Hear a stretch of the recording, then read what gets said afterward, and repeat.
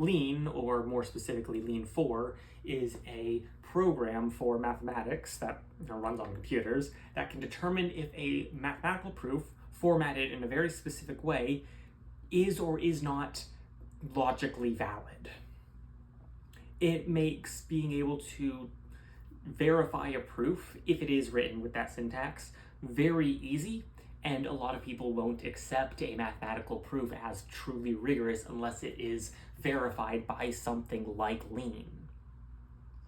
I tried to learn it today. I thought it would be an important thing to learn, and with how rigid my thinking is when it comes to mathematics, I thought it would be a super helpful tool for learning mathematics in the first place. It was not. At least it wasn't successful in doing that today, because I spent hours just going through the documentation and trying to read and trying to understand how to get a proof out. I started with a very basic mathematical fact. If a number is even or odd, adding 2 will not change its parity. So an odd number plus 2 is still odd, an even number plus 2 is still even. That's the mathematical fact I wanted to prove in Lean, and I couldn't do it.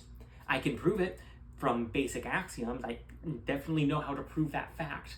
But in Lean, with the proper syntax, I couldn't figure it out. Whoever documented the language did not do a very good job at making it beginner friendly. I don't know if that was their intention. I don't know if the real intention was just a file you can go to look at a definition if you forgot it.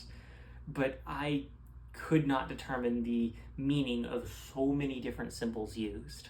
The pipe symbol that's used for either divisibility or absolute value or had no definition in the documentation anywhere, even though it seemed to be a very important symbol in a lot of proofs that I read in Lean to try and understand it, but nowhere in it could I find an actual definition for the pipe symbol.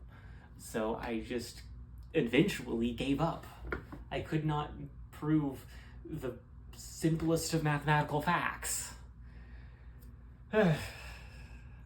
It's some point in the future I'm going to come back to it. Some point in the future I'm going to try to learn Lean again, probably with more tutorials, probably if I understand mathematics and programming better, but at the moment I don't know how to use it, and I'm not going to, so that's going to be that for now.